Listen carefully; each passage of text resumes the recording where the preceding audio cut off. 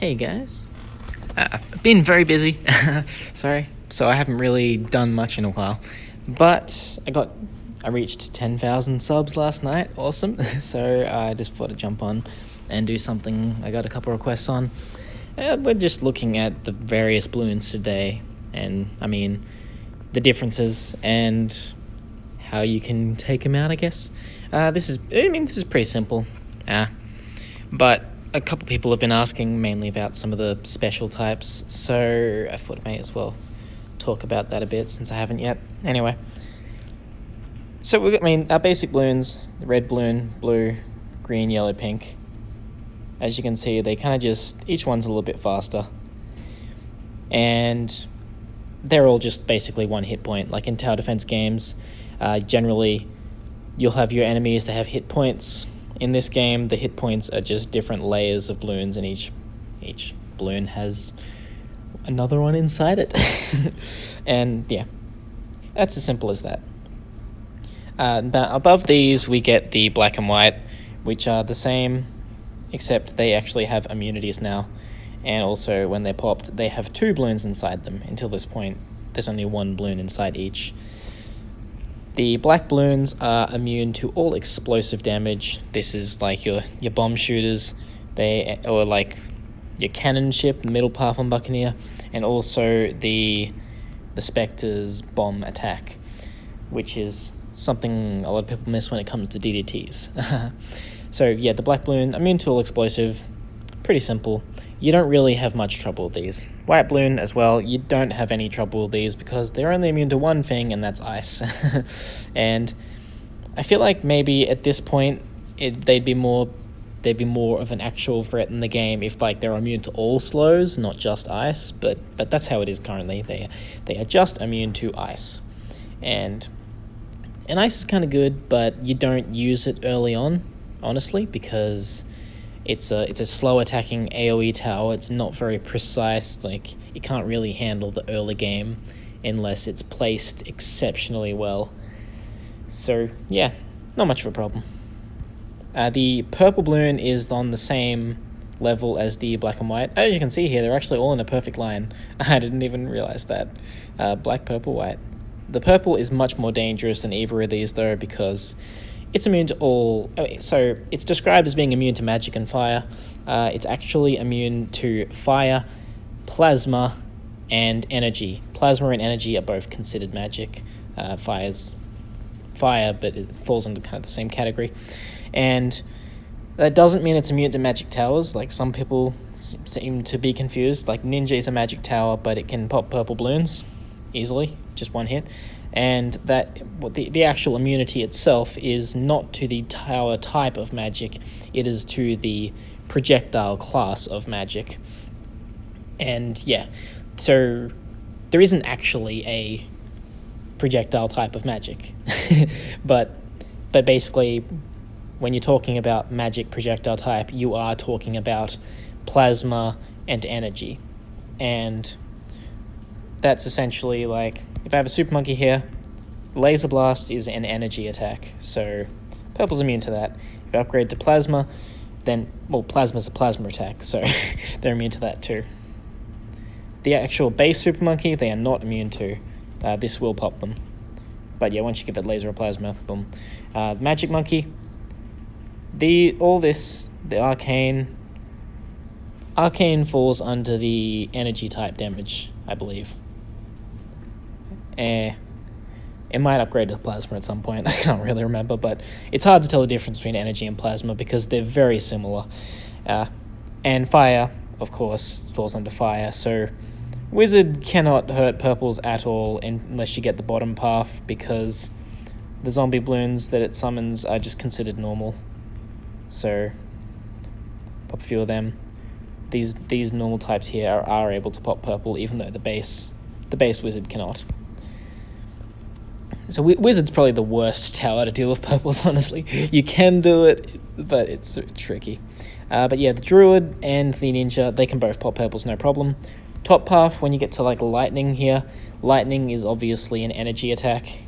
Ball lightning, also energy. These will not work. They will fail, absolutely. And I mean, when we're looking through, there's not too many energy attacks outside of the magic category, which is why purples pretty much counter the magic category. There is a couple, but yeah, all the strongest energy attacks are right here in this magic area. But yeah, like the Apache Prime, you get plasma on this main attack. I don't think the ace gets it at all. Let's see. Let's just go over these. No, nothing else gets plasma. So the only non-magic tower that actually gets plasma is the Apache Prime, off the top of my head. I could be wrong. But yeah, like if you're looking at the Buccaneer, Hot Shots is obviously fire, and Tack Shooter here is obviously fire. So you get in the fire category. They're also not able to pop purple. So yeah, purple is a very strong balloon, basically. It's really tricky. A lot of people have trouble in early free play, like round 101 plus, and sometimes you won't even notice yourself lose here. This is because there is an extremely dense group of purples that spawns up until around 150. Once you get to like 151, you'll never see purples anymore. It's all Moabs from then, except for like special rounds like 163, which does bring back ceramics briefly. But yeah, aside from that, 151 onwards is all Moab class balloons. Now we get to leads. These are another one which can cause you trouble, but pretty much every tower can counter leads in some way. But they come kind of early at a point when you might not have your lead popping up yet, so it is possible to have trouble here. But they're not so bad. Honestly, the lead balloons are only really a problem if they're fortified, because it actually takes a couple hits to pop them. They're kind of strange because, I mean, other things like camo have moved from a balloon to a balloon type, and like if you activate camo, all your balloons can be camo. But lead itself is still just the lead balloon, and the basic lead balloon, so another one here, it blocks all sharp attacks. So we put our super monkey down, can't hit it. Laser, still can't hit it. So it blocks sharp, and it also blocks energy. Now if you upgrade to plasma, you can. Boom. That's the difference between energy and plasma. The main difference, really. I think also maybe one can pop frozen and the other can't. I believe. Oh, no. Maybe... No, I think laser can still pop frozen. Yeah, that's the point, actually. But yeah. So lead... We'll just put bomb down so we do 1 damage. It pops into 2 black balloons. Which is kind of annoying because, I mean... When you think of a quick and easy, like, throw something down to pop a lead balloon, you'll think of a bomb shooter. So you'll pop it open, and then boom, your bomb shooter can't deal with the blacks inside. But it's not too big a deal. Whatever. So lead balloons move slower than most others, and yeah, they basically are the opposite of blacks.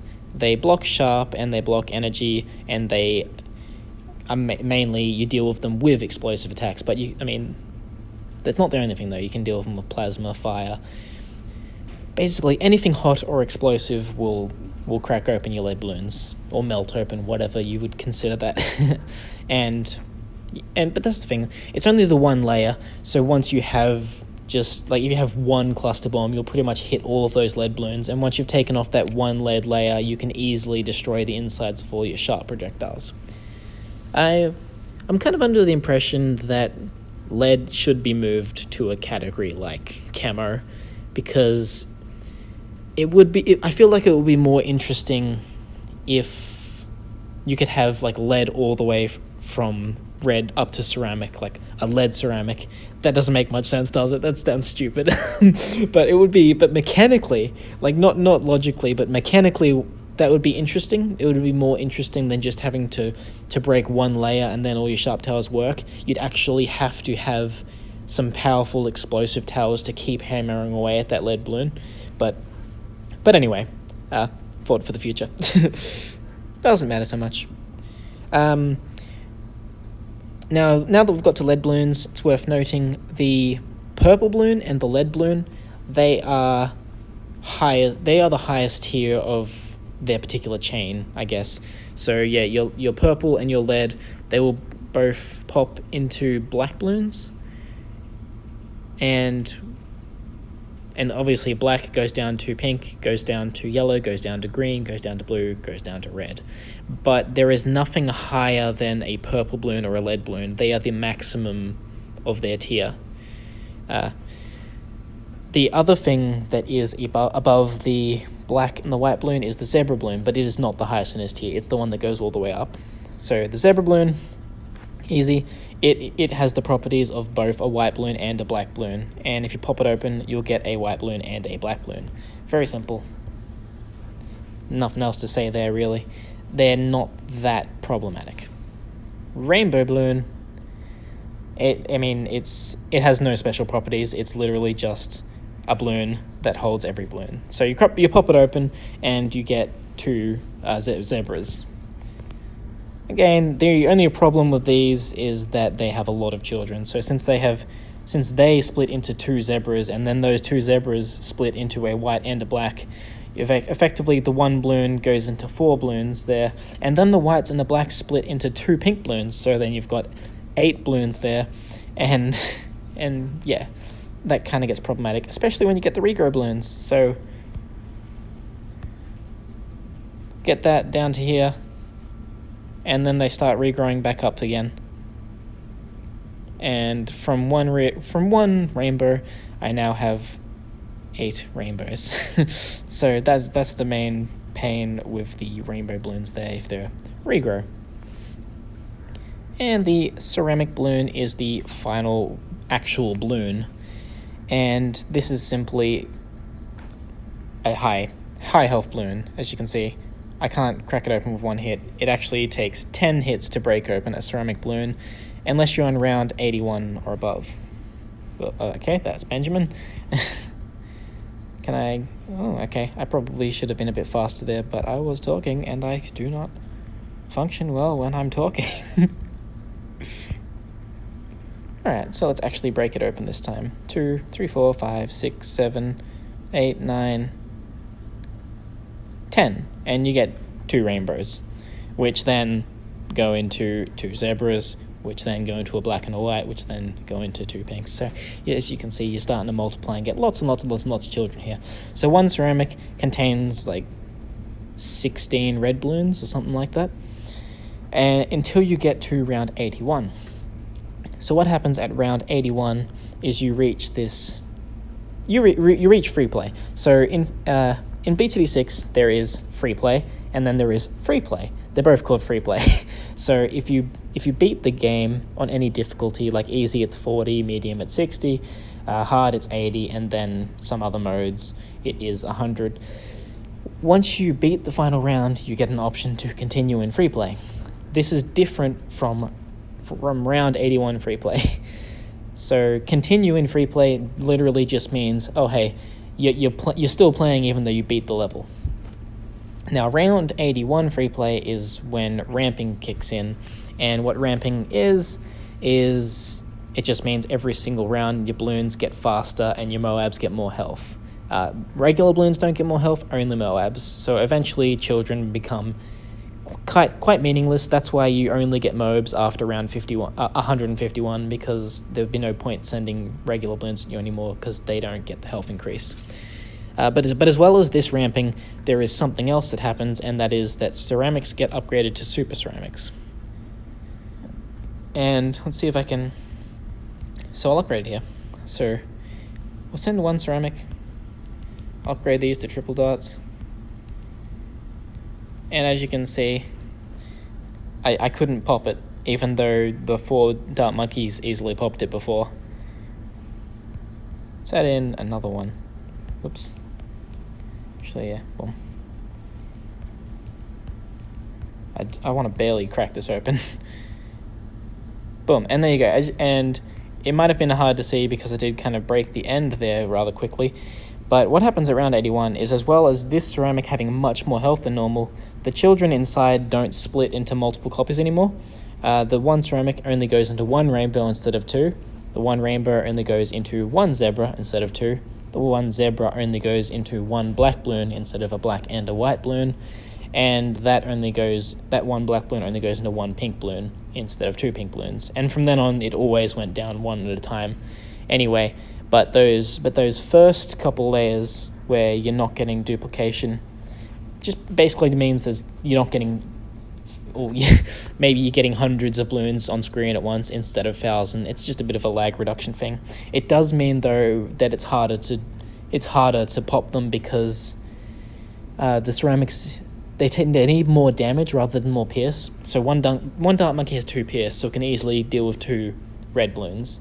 But if I send in one shot, but if I send a blue balloon, you need 2 attacks. So the swap at round 81 basically means damage becomes more important than pierce. And pierce is still important, but basically damage becomes a lot more important than it was, and pierce becomes a bit less important than it was. Anyway, yeah. So that's all the balloons. And on top of that, we also have the Bloon Types, which we've kind of been using, and that's basically, if I do camo, any of these regular balloons, not Moabs, can come as camo balloons, which basically means you can't see them unless you have camo detection. Easy as that. There's a lot of towers, as you can see, like Dart Monkey can detect camo balloons. There's a bunch of different upgrades that give camo detection to different towers, and most towers can find some way on their own to deal with camo. If not, your village here, middle path, this will make anything in radius detect camo. It's a great upgrade. Fantastic upgrade. Regrow, as I showed with the rainbow before, that just means they can slowly regenerate their layers. They can never be stronger than they initially were though, so a rainbow can grow back to a rainbow, but it can never grow to a ceramic. A blue can grow back to a blue, but it will never become a green. You can also send camo regrows, and you can send camo regro fortifieds. However, the fortified property can only be applied to lead balloons, ceramic balloons, and Moab class balloons, which is different to the first two, which can never affect Moab class balloons. The fortified property basically only affects Moab class balloons as well as ceramic and lead. Basically, anything that has health as well as lead balloons, because lead balloons are just special. And I'm happy about this actually, because I mean, as I said, lead's not really a problem, but fortified lead kind of is, since you need to actually hit them 4 times rather than once. That makes them a bit more of a problem. Still not much of a problem, but hey, it's something. And the fortified property, that just doubles the health of the balloon. It gives it 2 times health. Simple as that. Lead balloons, they get 4 times health, or plus 3 health. And that's just because their initial layer only has 1, so doubling that to 2 doesn't really make much of a difference. Yeah, whatever. So yeah, ceramics go up to 20 health. The super ceramics, I think they have around 60 health, or I don't know. I'm not sure exactly. I mean, I used to know, but I forgot because I have not cared in ages. What we can do here is just quickly pop that, boom. So I got 128 pops from that, and let's just quickly, so from red to blue and upwards, 1, 2, 3, 4, 5, 6, 7, 8. So 8 children layers, take away 8 from that, that's 120. So yeah, it is 60, I was right.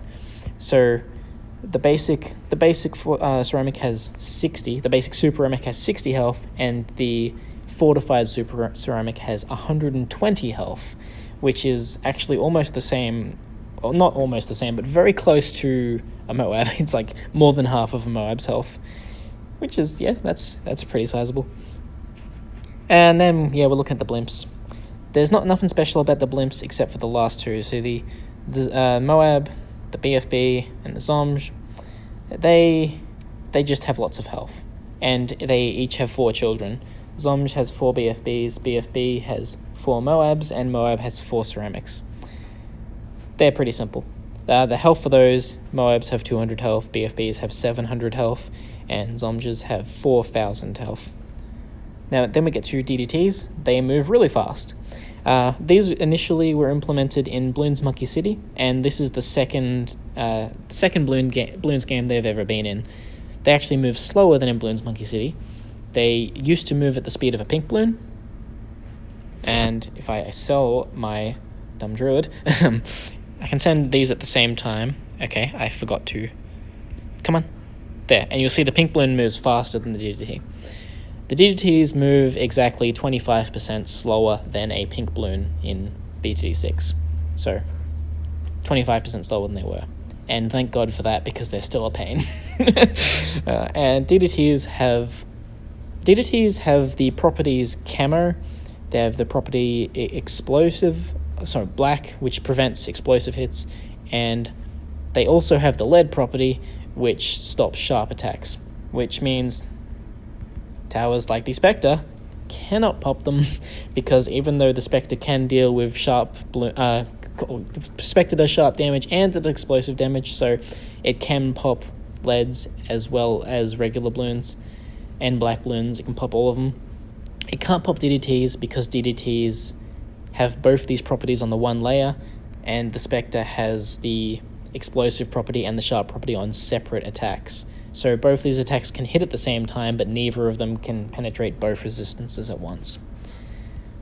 And a lot of people don't realize it is black and lead.